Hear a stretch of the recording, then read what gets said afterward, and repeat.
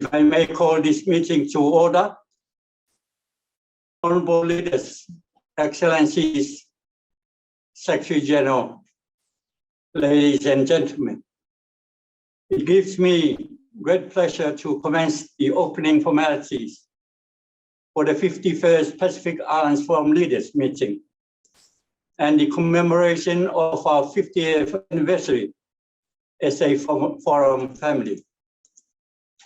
I would especially like to welcome all of you who are joining us via the live stream platform this morning.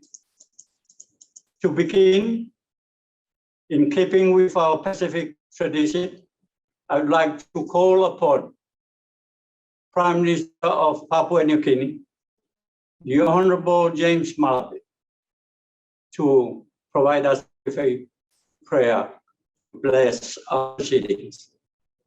Thank you.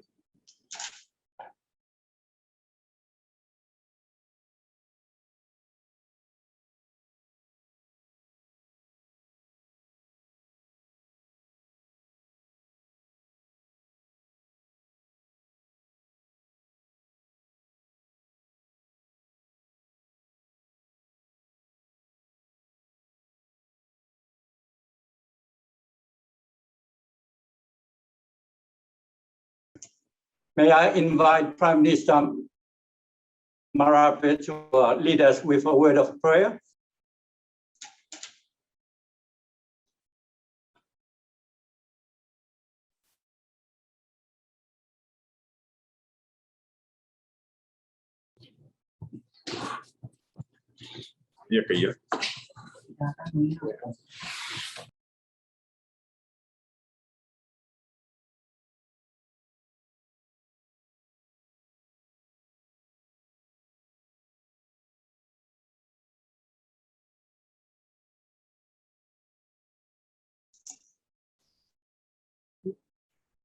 Prime Minister Marama, can you hear us?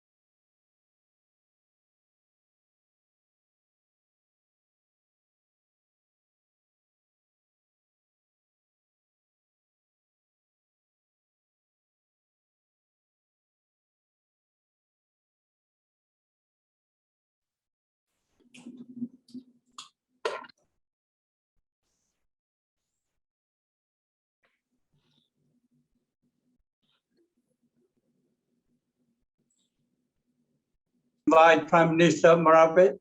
Can you hear us? Good morning. Yes, my brother, Prime Minister and Chairman. Good morning to each and every one of you. I'm tuning in. I could hear you all loud and clear from Papua New Guinea. Thank you, Prime Minister. May I invite Your Excellency to lead us with a word of prayer. All right, let's come to God in prayer. Thank you very much. Gracious Father in heaven, we thank you for the gift of life. We thank you for allowing us to be awake again this morning.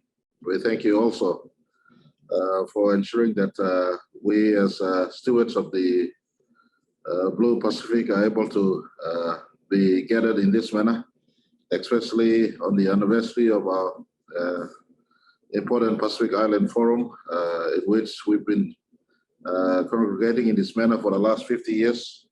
It's a huge milestone. We come together as the present chair deliberates over our discussions. May your wisdom prevail. We also thank him for his leadership.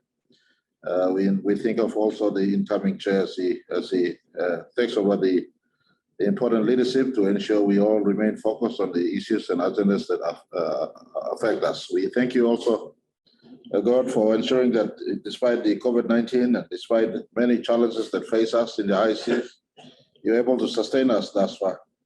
We ask for your will to prevail, and may your Holy Spirit also be amongst us as we go through all these discussions, so that at the end of the day, we may look into each other's eyes and know that he or she is our brother or sister, and may the issues that affect us find a common resting place and common solution as we go through all of them this morning and the other days and months and years that we'll be meeting into the future. Thank you once again, and we pray all this in Jesus, none other than Jesus, your wonderful and powerful and saving name. Amen.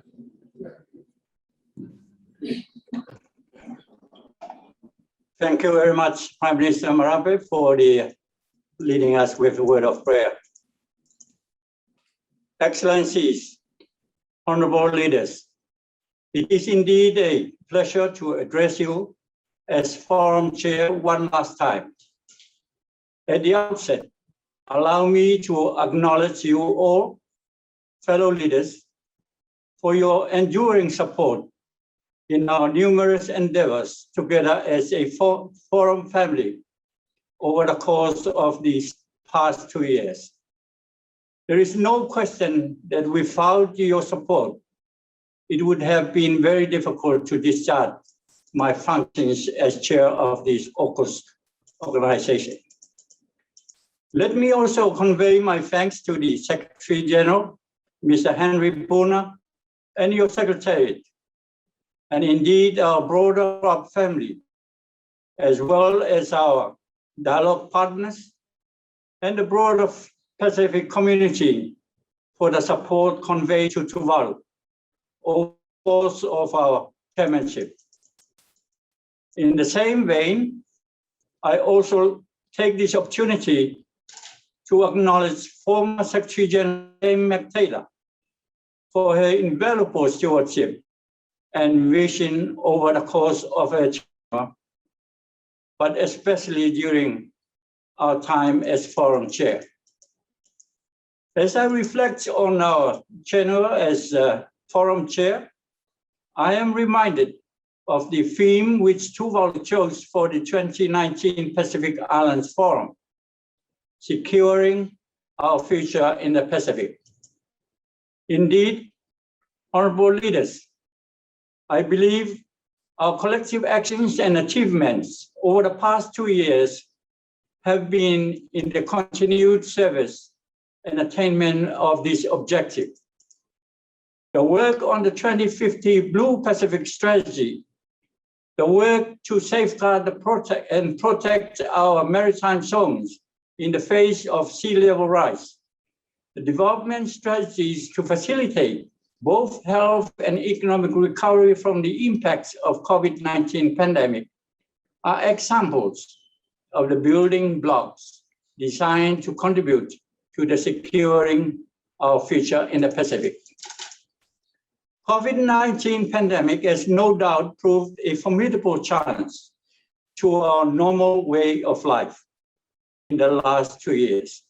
Yet, as a region, we did not sit idly by, but chose to proactively mobilize the appropriate national and regional mechanisms to respond as governments and as a collective to the crisis.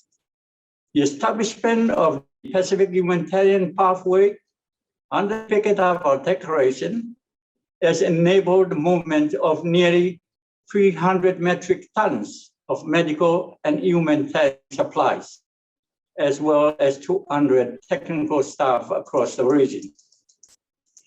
In addition, and through the assistance of the COVAX facility, as well as support from Australia and New Zealand and our other partners, we are continuing to the rollout of vaccines to our communities in order to respond to the pandemic. On the climate front, climate change remains the greatest security threat to the Blue Pacific continent. Developed economies should do more in terms of meaningful climate action, which is imperative now more than ever, noting the current trajectory of global warming. If we continue on in this trajectory, the world will likely miss the target of keeping global temperature to below 1.5 degrees, above pre-industrial levels. In the context in the next century, this will be disastrous for the Pacific, and we cannot rest on our laurels. I am confident that underpinned by the leaders' calls under the Kainaki-Rua Declaration, I believe our Pacific voice has become more united and focused, and our messaging has become a lot clearer and more pronounced in our global advocacy for robust climate action on adaptation and mitigation over the past 2 years. Also, we have not lost sight of the need to build resilient Pacific communities and to look for new and innovative means to do so. To this end, I note the leaders' endorsement in 2018 of the Pacific Resilience Facility as a Pacific initiative designed to strengthen community-level preparedness and resilience to climate change impacts. On the issue of sea level rise, there is no doubt that sea level rise continues to threaten the very core of our existence, our statehood, our sovereignty, our people, and our identity. Indeed, our past, present, and future economic development strategies and nation-building aspirations are based on the security and permanency of the maritime zones against sea level rise. This is a defining issue for us, as the security and certainty of maritime entitlements that we generate from our maritime zones under the 1982 Law of the Sea Convention no doubt contributes in a meaningful way to the full realization of our Blue Pacific continent. On this front, we are responding collectively through our work on our maritime zones. And to this end, I look forward to a discussion on the draft declaration on preserving maritime zones in the face of climate change-related sea level rise. With our endorsement, the declaration will strategically position us to shape international thinking and put our region at the heart of international discussions to resolve the issue. Colleagues, securing our maritime zones is also about securing our interests against transboundary threats. Just over 3 months ago, we were presented with a plans to release nuclear waste into the Pacific Ocean, places our region at the receiving end of potential nuclear harm. And the Pacific Ocean is once again the target of radioactive waste storage. Our timeline to ensure that no harm will befall our Blue Pacific continent is just over 18 months. Excellencies, I commend you all for the important dialogue with Japan, but I urge that we heighten our efforts in the months to come, consistent with our commitments at the Palm 9, and more importantly, in compliance with our international law obligations. Honorable leaders, it is indeed our legal and moral obligation to secure our future against nuclear threats and to uphold a key product of our 50-year history, our South Pacific Nuclear Free Zone Treaty. The endorsement of this declaration presents a momentous occasion to once again reaffirm the values that matter most to us as a region. In this context, I am speaking about cementing regional solidarity, cohesiveness, strong collective and family, as cornerstone principles in our work on the international plane and in our journey together into the future. Honorable leaders, the values of the Pacific Islands Forum is that through collective commitment and action, we are able to address the issues that are of most importance to us all in a frank and respectful manner. As we have come to realize in our journey as an organization, sometimes the nature of the issues that confront us require robust political dialogue and intervention. At times, solutions are elusive and difficult to arrive at. But ultimately, I believe our unique Pacific way of resolving issues, including our ability to resolve issues through our unique way of taranoa and dialogue, our ability to agree to compromise in the interest of our collective, and our ability to reach consensus even on the most sensitive of matters underpins the very architecture of our organization, and will always ensure that we, as a Pacific family, will always resolve our disagreements and issues in a dignified way, remain united as a region. Colleagues, you would recall the protracted discussions in 2019 Pacific Island Forum Leaders Retreat in relation to climate change. These were robust and frank discussions, but among family. In the end, we reached a highly constructive outcome in the form of the Kainakilua Declaration, the forum's strongest political statement on climate change in its 50-year history.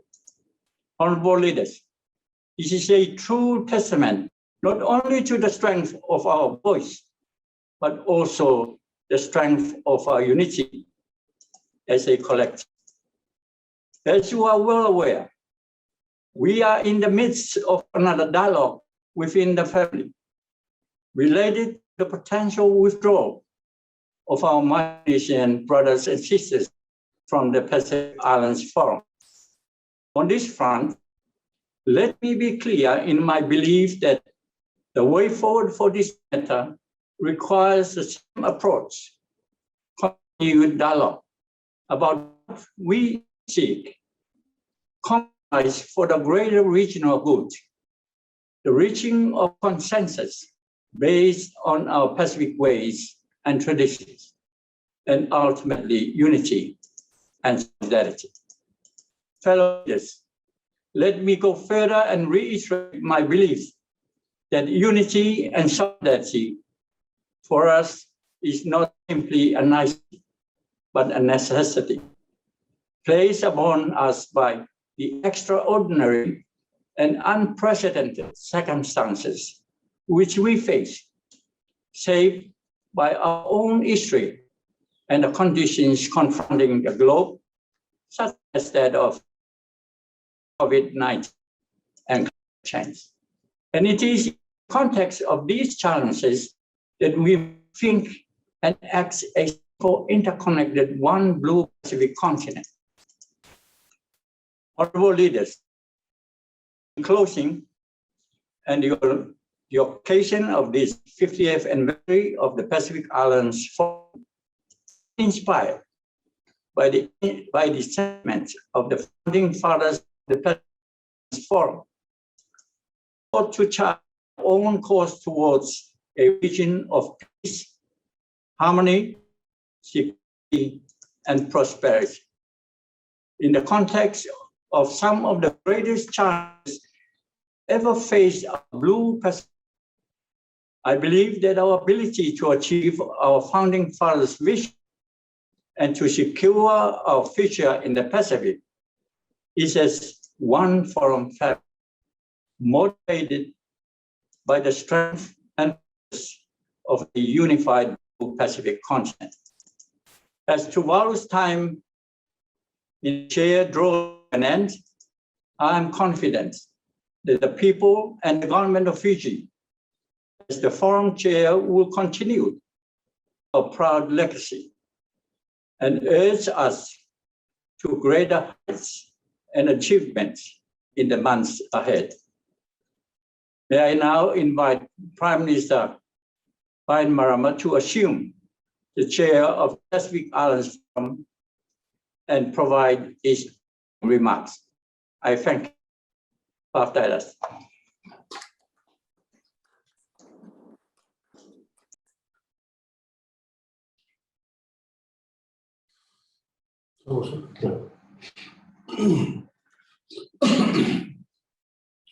The Honorable Kalsen Atano, the Prime Minister of Tuvalu, and outgoing chair of the Pacific Islands Forum.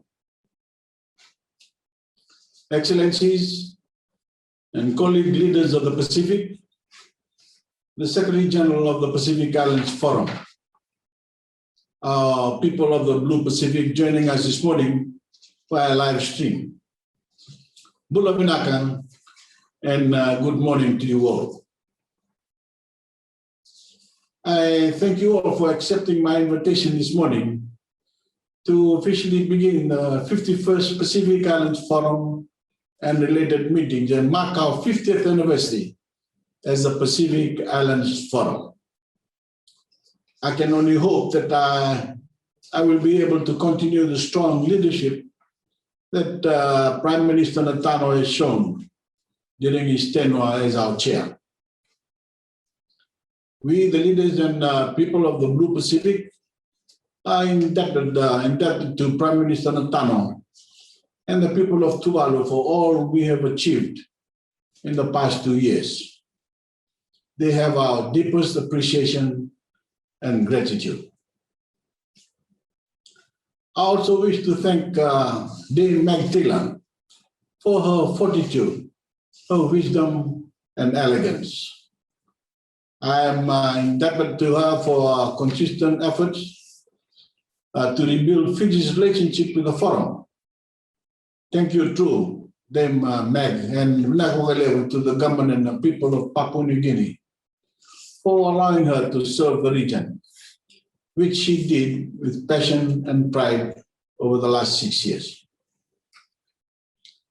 I am pleased to welcome our new Secretary General, His Excellency Henry Puna. Allow me to formally welcome you to your first leaders meeting as Secretary General. We look forward to working closely with you. Excellencies, amongst us this morning is the Honorable Fiame Naomi Matafa of Samoa. A warm welcome to you, Madam Prime Minister. It is always a proud moment when a daughter of the Pacific ascends to this high office. I know yours was not an easy passage, but we are very proud to welcome you this morning. It would be remiss of me if I did not also acknowledge your predecessor, the Honorable Tilapa, for his service to Samoa and the Blue Pacific region over the last 2 decades. I also recognize that President Louis Mapo is with us. I congratulate you on your assumption to the presidency of New Caledonia. Excellencies, our region has evolved significantly from when our founding fathers met in Wellington on the 5th to the 7th of August, 1971. That was a time of hope. Many of our island countries starting off their life as newly independent states. Today, we meet in a world that is in turmoil. We are beset by a runaway climate crisis, a raging COVID-19 pandemic, and a worsening socio-economic crisis, one you might term the perfect storm. These last 18 months has taught us lessons about the pace and nature of change and the need to respond to multiple vulnerabilities at the same time. We all have realized the importance of building consensus and working together. our region needs bold and decisive leadership to respond to these extraordinary challenges. Despite these troubling times, there is opportunity and hope as we look to collectively recover and build back better, guided by an inclusive and consistent vision, very much akin to the inaugural forum 50 years ago. Excellencies, we are at a defining juncture in our history. Today, we commemorate 50 years of the Pacific Islands Forum, 50 years of Pacific regionalism, 50 years of collective action. We pay tribute to the vision of our founding fathers. We celebrate our success as a region like no other. Indeed, as we honor our collective achievements, it is important for us as leaders to not only reflect on how far we have come, but to also identify where we need to adapt and how we need to evolve. Collective action by sharing sovereignty has never been easy. It has, time and again, required us to put the best interest of our forum family ahead of our own national interests. As individual island states, we are small. However, together, we are stewards of our shared blue Pacific, 1/5 of our planet's surface. We can only be ignored at the peril of those who choose to do so. Together, we have strengthened our advocacy on climate action and cemented our leadership on ocean governance. We have built an open, democratic, inclusive, and peaceful region. Our Pacific Islands Forum is the strongest demonstration of our collective aspirations and priorities, which reflects the will of the people we serve across our blue Pacific continent. In order to continue to do so, we must address the core challenge facing our forum family.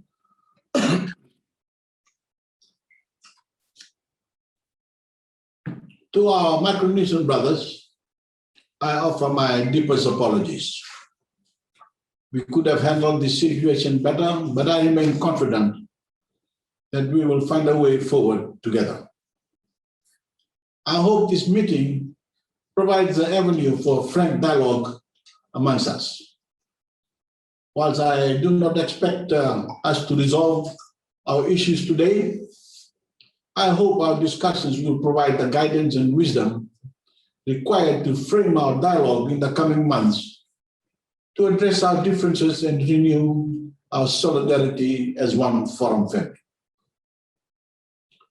I am confident that continued ongoing dialogue will nurture understanding and infuse empathy, following which an amicable resolution will emerge. Our Pacific peoples expect this of us. I will not let them down. Notwithstanding our political challenges, our long-term aspirations and our vision on where we are headed will need to remain firmly on our horizon. There is an important lesson that I've always held on to from my years of service in our Navy. A good captain knows how to chart a course, but greater captains know how to adapt, how to read changing winds and adapt to stormy seas. Without losing sight of their North Star, they adjust for the wind, plan for changing currents, and sail around the storms. Your Excellencies, the 2050 strategy for our Blue Pacific continent will be our North Star. As we chart our course as a region and as an organization for the next 3 decades, the 2050 strategy will personify our ambitions for a sustainable and inclusive future for all our people. It will be our shared vision. It will uphold the cultural, economic, and strategic aspirations of all peoples and states across our Blue Pacific.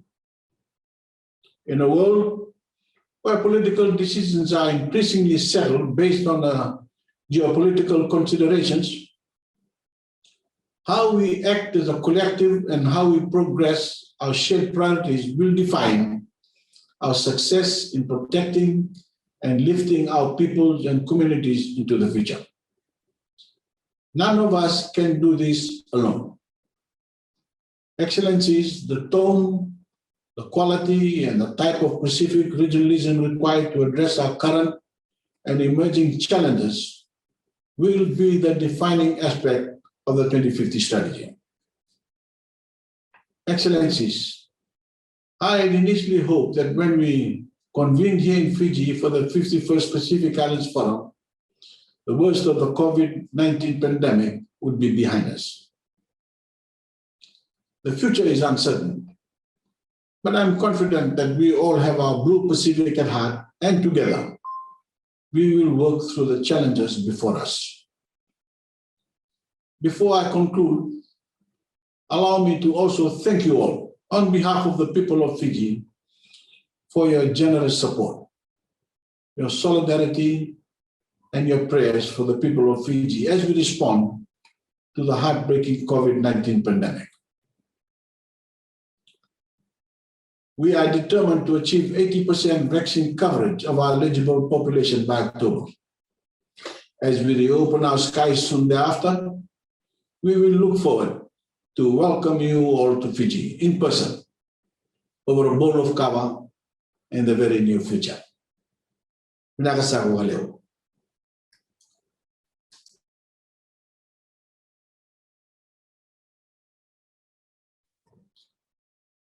Excellencies, ladies and gentlemen, joining us from across the Pacific, it gives me great pleasure to invite the Secretary General, Mr. Henry Puna, to address our gathering this morning.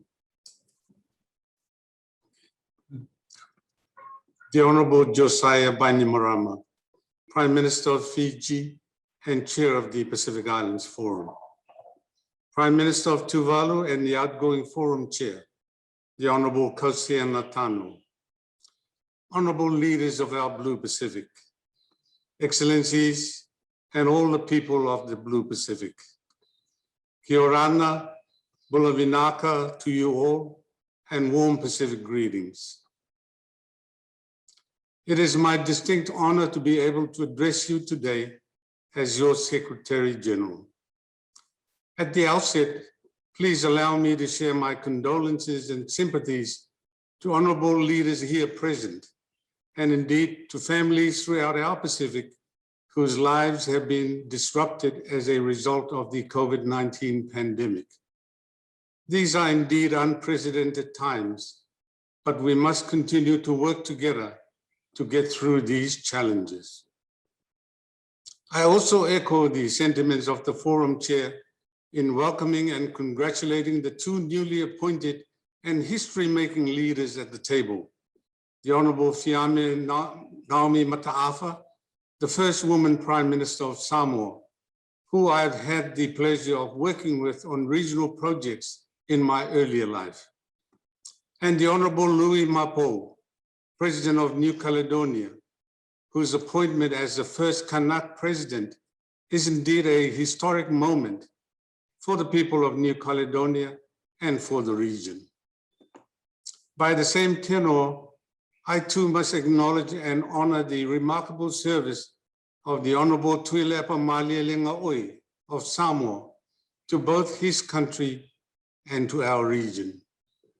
Indeed, the Blue Pacific identity that we have all embraced and now build upon was born out of his tenure as chair of the forum in 2017 and continues to be symbolic of our solidarity as a region in the shared ocean we all call home.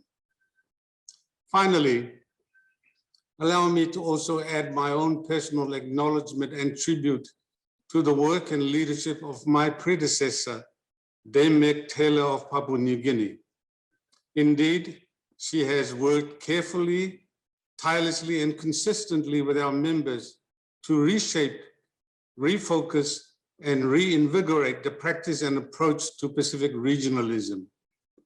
They make government and people of Papua New Guinea, as we say in the Cook Islands, me taki ma'ata. Thank you very much. Honorable leaders, coming from a small island nation, it is an immense honor to be able to serve our region and our people in this position. Indeed, the honor is not only mine, but one that is shared by all Cook Islanders. And for this, I thank you, honorable leaders, for your confidence, for your support, and most especially for your trust in me to deliver in this role.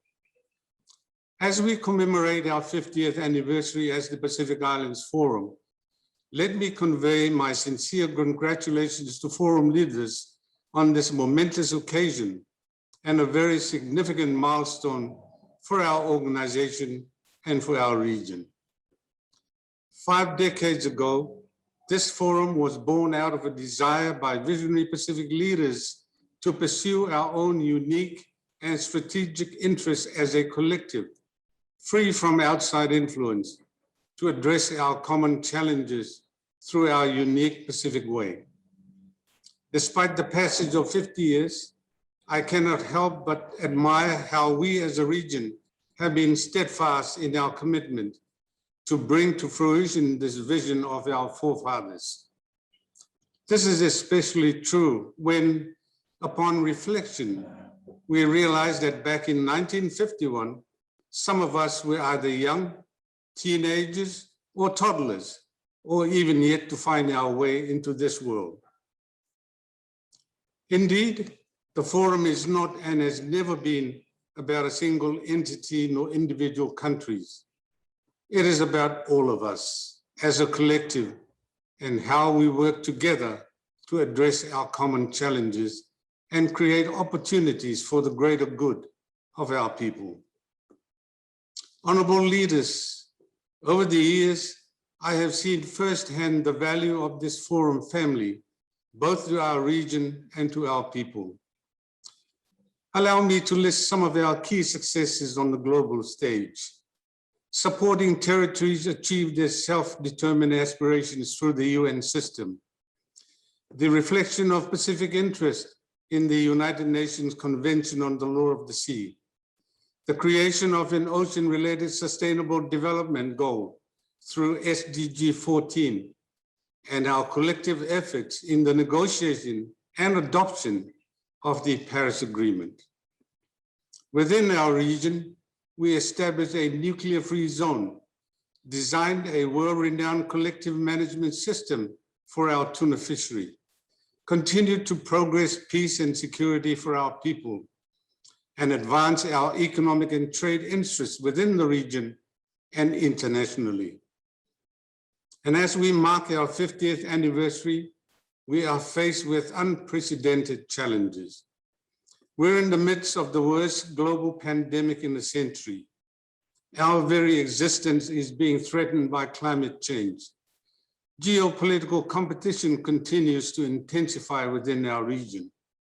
And indeed, our bond as one forum family is being put to the extreme test.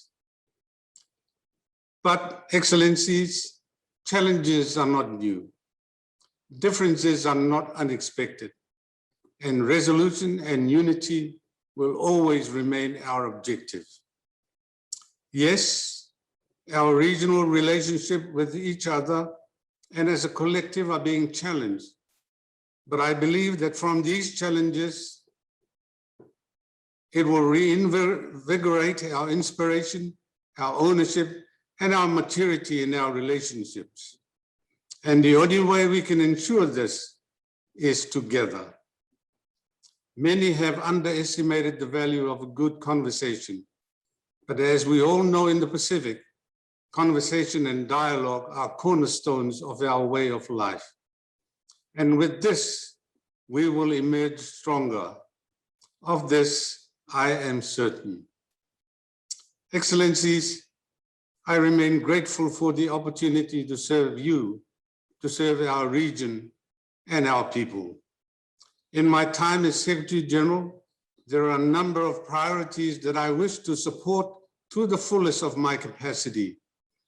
Priorities which I see to be central to our long-term security and well-being.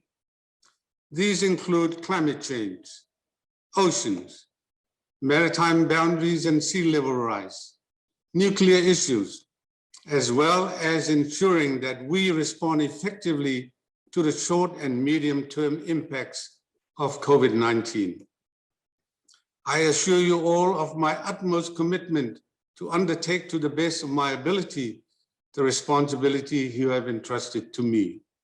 I will work for all of our members, and I look forward to the wisdom and advice that leaders will provide me moving forward. Before I conclude, may I acknowledge Tuvalu's carriage of this august body for the last 2 years, because as aptly reflected by the forum chair, Tuvalu is one of our smallest members, but has carried the forum through a time of great challenge, politically and economically. We thank you, Mr. Prime Minister Natano, and the people of Tuvalu for your unwavering service to our Blue Pacific. Moving forward, I welcome the opportunity to work closely with Prime Minister Bryan Marama in taking our region forward. He has just issued for us all a strong vision for his tenure, and it will be my honor to be able to support him and his team to achieve that vision under his leadership as chair of our forum. With these few words, honorable leaders, I wish you well in your deliberations.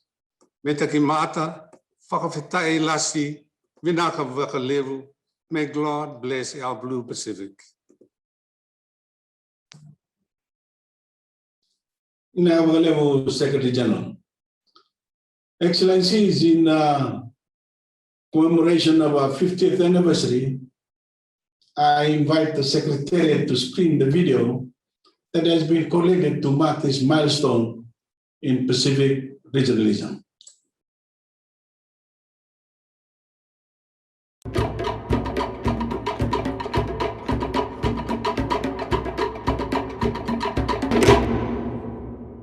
For 50 years, our leaders have come together through the Pacific Islands Forum for peace, security, social inclusion, and prosperity. Our leaders have long realized that we are stronger together, and they created the South Pacific Forum. At the first forum meeting in Wellington in 1971, Fiji's Ratu Sir Kamasesemara spoke of a precedent of communicating, learning, and cooperating in the solution of problems that face the region now and will emerge in the future. And so this journey began. So as we mark our golden anniversary this evening, we must take the opportunity to reflect on what we have achieved together as one collective through the Pacific Islands Forum and celebrate those achievements. In 1991, President Bailey Alter of the Federated States of Micronesia addressed the forum saying, "Our Pacific Ocean does not separate us. It brings us together." Together, forum leaders drove the adoption of Sustainable Development Goal 14 on the conservation and sustainable use of the oceans, seas, and their marine resources. In 2015, Pacific leaders pushed for the adoption of the Paris Agreement, and in 2019 issued the Kainakilua Declaration, their strongest statement ever, calling for urgent climate change action now. We act as one Blue Pacific continent, recognizing that climate change and disasters affect us all. You are drawing on a long history of adaptation and traditional ecological knowledge.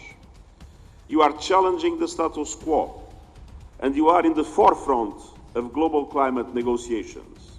Together, we negotiated and advocated what became the United Nations Convention on the Law of the Sea and the South Pacific Nuclear Free Zone Treaty.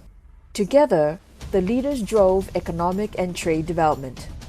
As the world's appetite for the Pacific's fish increased, leaders took a collective approach to managing this precious resource. To guide and protect regional security, the 2000 Bikatawa Declaration and the 2018 Boyd Declaration were endorsed. Today, we are facing the COVID-19 pandemic. This is a crisis like no other, but the Forum has responded as one, creating the Pacific Humanitarian Pathway on COVID-19, moving medical supplies, vaccines, and experts throughout the region. Together, Forum leaders are working on response and recovery.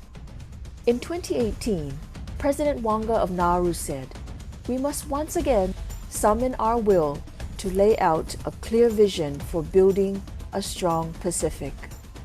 As we look to our future, the 2050 strategy for the Blue Pacific continent will guide the next stage of our regional development.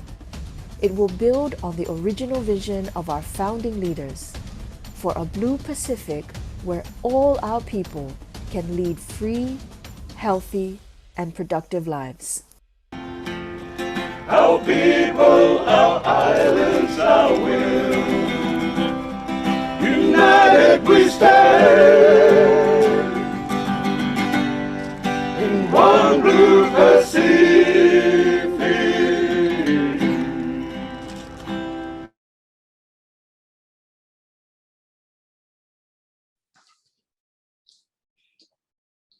Excellencies,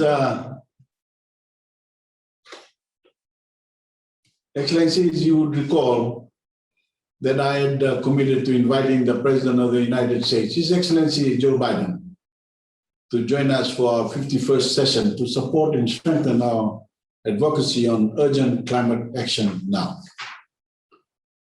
The President has sent through a recorded message, and with your indulgence, I will request the Secretariat to screen this for our collective consideration. Hello, friends. I'm honored to have this opportunity to commemorate the 50th anniversary of the Pacific Islands Forum and to reaffirm how much the United States of America values our relationship with each and every one of you.